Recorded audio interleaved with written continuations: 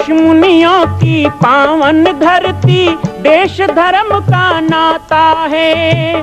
कहते सारे लोग यही हैं, गो हमारी माता है।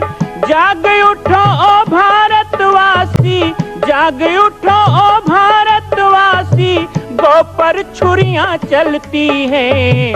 बंद करो गो माँ की हत्या, सारी जनता कहती है।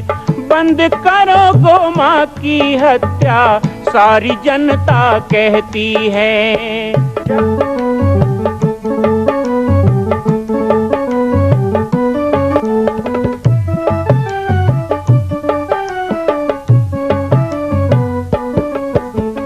जगह जगह पर बूचड़ खाना, लाखों गौएं कटती हैं।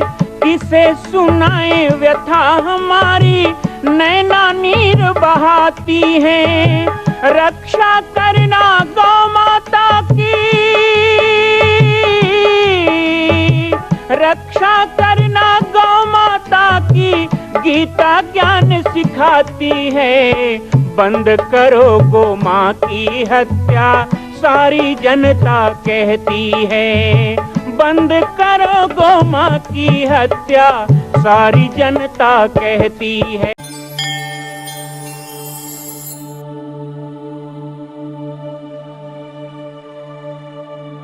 जय सिया राम, जय गो माता, जय गोपाल।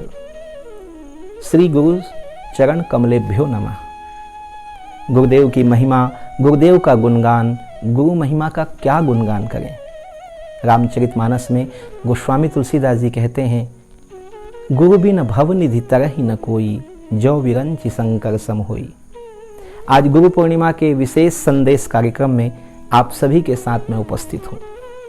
गुरु पूर्णिमा एक ऐसा पर्व होता है जिस दिन शिष्य अपनी श्रद्धा, भक्ति, अपना समर्पण गुरुदेव के चरणों में एक बार पुनः अर्पित करके अपने संकल्प को दोहराता है।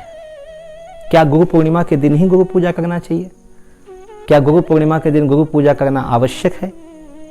गुरु पूर्णिमा के इस विशेष आयोजन को हम इस तरह से समझ सकते हैं, जिस तरह गुरुदेव ने हमको दीक्षा दे करके इस कच्चे घड़े में प्राण दान दिया। विवेक का जागरण करके पशु तुल्य जीवन को उन्होंने मनुष्य बनाया। बिनु सत्संग विवेक न होई, राम कृपा बिन सुलभ न सोई। ऐसे गुरुदेव के चरणों में नतमस्तक होना। वैसे तो कहा गया, गुरु मूरत मुख चंद्रमा, सेवक नैन चकोर, अष्टपहर निरखत रहूं श्री गुरु चरणन की ओर। श्री गुरुदेव के चरणों में ध्यान तो सदैव रहना चाहिए, लेकिन गुरु पूर्णिमा पर विशेष कार्यक्रम, गुरु पूर्णिमा का आयोजन कब से होता आया है, ये एक विषय है। इसे व्यास पूर्णिमा भी कहते हैं। कहते हैं जब व्यास जी ने सभी वेद शास्त्रों का निर्माण किया, लेखन किया, उसके बाद संपूर्ण सृष्टि ने मिलकर वेद व्यास जी का सम्मान किया, उनका व्यास पूजन किया गया। तभी से कथा करने वाले को व्यास कहा जाता है और साथ ही साथ उसमें जो आसन बनाते हैं उसे व्यास गद्दी कहा जाता है। श्री व्यास जी महाराज के पूजन के कारण इस दिन को व्यास पूर्णिमा भी कहा जाता है। आषाढ़ की पूर्णिमा वर्ष भर में एक गुरुतर स्थान रखता है। आषाढ़ की पूर्णिमा से ही धरती को प्राण मिलता है, अर्थात अन्न उत्पादन के लिए बरसात होती है। संपूर्ण धरती को प्राण देने वाले आषाढ़ी पूर्णिमा को इसलिए गुरु पूर्णिमा या व्यास पूर्णिमा के रूप में मनाने का विधान है। गुरु पूर्णिमा के दिन प्रातः काल गुरुदेव के पास हमें जाने का प्रयास करना चाहिए। गुरु सानिध्य प्राप्त हो, गुरु दर्शन प्राप्त हो, गुरुदेव के चरणों को जल से आच्छादित करके उनका चरणामृत लें। गुरुदेव को तिलक लगाकर, पुष्पों की माला पहनाकर, सुंदर वस्त्राभरण और उनकी प्रिय वस्तु अर्पण करके उनकी प्रसन्नता की कामना करें। वैसे तो गुरुदेव को कुछ भी नहीं चाहिए, उन्हें शिष्य का पावन मन चाहिए। इसीलिए अपने मन को पूरी श्रद्धा भाव से गुरुदेव के चरणों में अर्पण करें। गुरु कौन है? क्या वो जिससे हमने कान फुकाया, मंत्र लिया? क्या वो जिसने हमको दीक्षा प्रदान की? क्या गुरु वो हैं जिनसे हमें ज्ञान प्राप्त हुआ? या गुरु वो हैं जिन्होंने जन्म दे के इस संसार में हमको अवतरित किया? तो कहा गया, मातृ देवो भव, पितृ देवो भव, आचार्य देवो भव, अतिथि देवो भव। माता पिता भी गुरु हैं, इसलिए माता पिता का पूजन कर, प्रणाम कर, गुरुवत उनका सम्मान करें। जो ब्राह्मण हैं, जो पुरोहित हैं, जो विप्र हैं, उनको दान मान सम्मान देकर उस दिन पूजन करें, क्योंकि वो भी हमारे आचार्य हैं, गुरु हैं। जिनसे आपने लौकिक शिक्षा प्राप्त की, संभव हो तो उनको भी आप भेंट कर, उनसे प्रणाम कर, या आजकल फ़ोन का समय है, आप फ़ोन करके उनसे भी आशीर्वाद लें। आचार्य देवो भव। अब बात आती अतिथि देवो भव। अतिथि देव के रूप में आपके दरवाजे में बिना किसी तारीख के भी कोई संत आ जाते हैं, कोई दिव्य जन आ जाते हैं, कोई सज्जन आ जाते हैं, कोई प्रेमी आ जाते हैं, उनको भी आदर करें।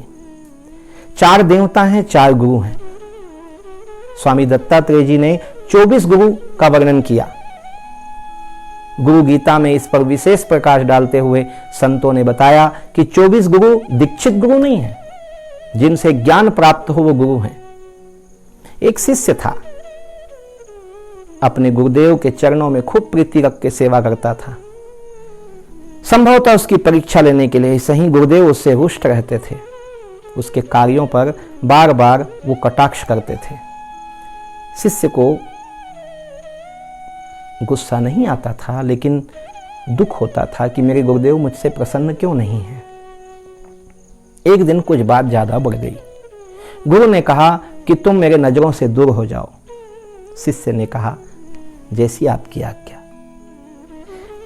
लेकिन आप मुझे बताइए कि आप मुझे स्वीकार कब करेंगे। गुरु ने कहा, बेटा तू जहां रहेगा वहां एक पेड़ लगाना। वो पेड़ की डाल जब मेरे आश्रम तक आ जाए तब मैं तुझे दर्शन देने आऊंगा।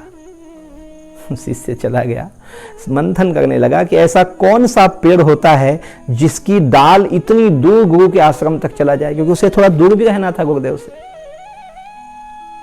एक संत आए, परेशान क्यों हो वत्स, मेरे गुरु ने ऐसा कहा। उस संत ने रास्ता दिखाया, कहा देखो आपके गुरु ये कहते हैं कि आपके द्वारा किए जाने वाले कार्यों की कीर्ति शाखा इतनी हो कि आपके गुरुदेव प्रभावित होकर खींचे चले आए।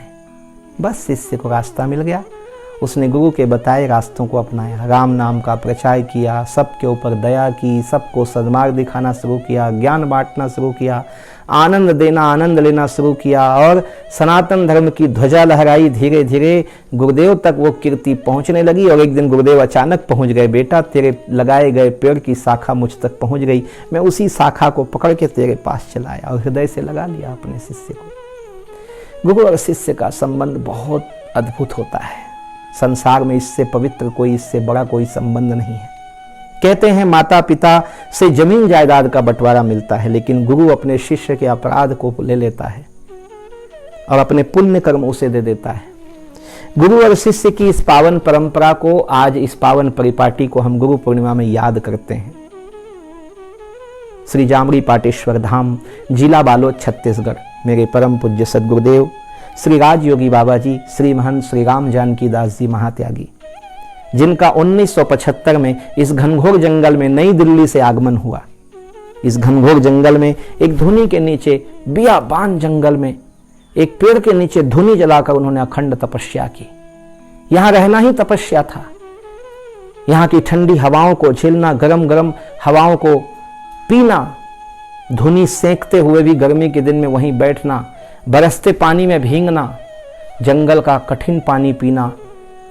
शेर, बाघ, चीते, भालू ये उनके अगल बगल लपटाए रहते, बड़े बड़े सर्प उनके साथ सोए रहते, सांप बिच्छुओं के साथ समय बिताना, जंगल के जहरीले कीटाणुओं से उनका मुकाबला होना, मच्छर काटना, कई विषैले जीव काटना, सब कुछ सहन करते हुए गुरुदेव ने इस घनघोर जंगल में राम नाम की अलख जगाई। और आज देखिए लाखों करोड़ों की संख्या में पाटेश्वर धाम की शाखाएं पूरे भारत और विश्व तक फैली हुई हैं। बाबा जी की पाती के माध्यम से मैं परम पूज्य सद्गुरुदेव भगवान के श्री चरणों में प्रणाम करता हूँ। गुरु पूर्णिमा के पावन अवसर पर आप सबको भी मैं बहुत बहुत शुभकामनाएं देता हूँ और आशा करता हूँ कि जो अभी भी निगुरा हैं, आपने किसी को गुरु ही नहीं माना अपने आप को ही मान लिया है। आशा करता हूँ कि आप गुरु परंपरा से जुड़ेंगे, शिष्य परंपरा से जुड़ेंगे, सनातन परंपरा से जुड़ेंगे, संस्कारों से जुड़ेंगे और पाटेश्वर धाम में 24 तारीख को दिव्य गुरु पूजन महोत्सव है। 25 से 29 जुलाई तक श्री शिव कथा महारुद्राभिषेक, बाबा महाकाल की प्रतिदिन भस्म आरती और हिंदू शेरनी साध्वी सरस्वती जी मेरी छोटी बहन के द्वारा शिव कथा का पवित्र आयोजन है। सैकड़ों की संख्या में यजमान के रूप में सपरिवार दंपति यहाँ आ रहे हैं और इस कार्यक्रम में जुड़ेंगे, अभिषेक करेंगे। आइए मैं आपको आमंत्रित करता हूँ बाबा रुद्र पूजा में, भगवान भोलेनाथ महाकाल की रुद्र पूजा में आप भी सपरिवार इष्ट मित्रों सहित सम्मिलित हों। दिव्य पूजा होगी, बाबा के विभिन्न वस्तुओं से अभिषेक किया जाएगा, बाबा को प्रसन्न किया जाएगा। जल की धारा, दूध की धारा, दही की धारा, मधुरस की धारा, गंगा जल की धारा, शर्करा, खंड खंडखाद्यम और इसके साथ साथ पुष्पों की, इत्रों की बरसात होगी। बाबा पर दूध की धार चढ़ेगी, बाबा को भस्म से, मेहंदी से, दिव्य अलंकारों से सजाया जाएगा। बाबा को वस्त्राभरण, भूषण और बाघंबर चर्म चढ़ाया जाएगा। बाबा के मस्तक पे मुकुट, पगड़ी बांधी जाएगी। नाग सर्प शेष की छाया लगाई जाएगी और दिव्य पंच फूल की आरती घी के दीपक से बाबा का शंख, मृदंग, नगाड़े, डमरू और विभिन्न वाद्य यंत्रों के साथ दिव्य आरती की जाएगी। भक्त झूमेंगे, बाबा महाकाल की बम बम भोले आरती करेंगे। 5 दिन यह महोत्सव चलेगा। प्रतिदिन गौ पूजन भी होगा, गोमाता का भंडारा, गौ पूजन, पंच गोमाता मंदिर की आप परिक्रमा कर सकेंगे। ये पुण्य क्षण आपको मिलने वाला है, चूकिएगा नहीं। पुनः एक बार गुरु पूर्णिमा की शुभकामनाएं और 25 से लेकर 29 जुलाई के शिव कथा महारुद्राभिषेक भस्म आरती का निमंत्रण देते हुए मैं गुरु पूर्णिमा महापर्व पर श्री राम बालक दास महात्यागी मां कौशल्या जन्मभूमि मंदिर निर्माण स्थल पाटेश्वर धाम, जिला बालोद, छत्तीसगढ़ से जय सिया राम, जय गोमाता, जय गोपाल, जय गुरुदेव। मां कौशल्या की पावन जन्मभूमि छत्तीसगढ़ प्रांत में बालोद जिला में स्थित है श्री सर्वसिद्ध शक्तिपीठ जामड़ी पाटेश्वर धाम। परम पूज्य सद्गुरुदेव राजयोगी बाबा जी की तपस्थली श्री पाटेश्वर धाम और विश्व के अद्वितीय मां कौशल्या जन्मभूमि मंदिर निर्माण का दर्शन करने और इसी प्रकार समसामयिक विषयों पर अपना ज्ञान वर्धन करने के लिए और 10,000 गायों के लिए बनने वाले श्री हनुमान नंदीशाला गो अभ्यारण्य का समाचार प्राप्त करने के लिए आप सभी देखते रहें YouTube चैनल पर राम बालक दास, और हमारे चैनल को आप सभी सब्सक्राइब करें, घंटी का बटन दबाएं ताकि आप सूचनाओं से जुड़े रह सकें। जय श्री राम, जय गौ माता, जय गोपाल।